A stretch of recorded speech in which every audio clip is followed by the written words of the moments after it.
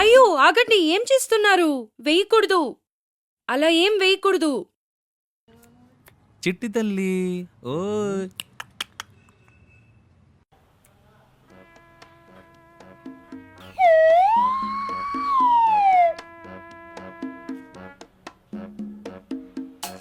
ఏమండి, ఏం చేస్తున్నారు?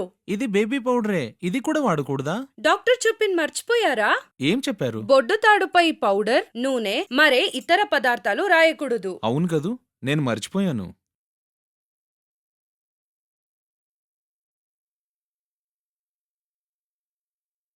ఓయ్ బంగారం, నా బుజ్జి బంగారం. చిట్టి తల్లి ఏయ్ చూడు. ఓయ్ బంగారం. ముట్టుకోవద్దు. ఎందుకు? మురికి చేతులతో పిల్లాడిని ముట్టుకోకూడదు. అయ్యో ముట్టుకోకుండా చూడండి. సరే.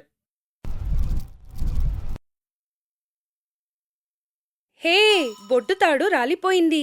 ఇలా రండి. ఏంటది? చూడండి, మన బాబు బొడ్డు తాడు రాలిపోయింది. ఉమ్, చూసారా, బాబుకి ఏం కాలేదు. ఏది చూడని. చూడండి. మొత్తానికి ఎలాగోలా రాలిపోయింది, పక్కన పెట్టు. ఇప్పుడు చూడు మన బాబు ఎంత అందంగా కనిపిస్తున్నాడో. ఆ బంగారం. ఇవాళ నేను నా భార్య మరియు నా బాబు నుంచి చాలా విషయాలు నేర్చుకున్నానండి. బొడ్డు తాడిని ముట్టుకోవడం గాని లాగడం గాని ఎప్పుడూ చేయకూడదు. అంతేకాదు బొడ్డు తాడుకు ఎటువంటి పదార్థాలు రాయకూడదు. కరెక్ట్? అవును, కరెక్ట్.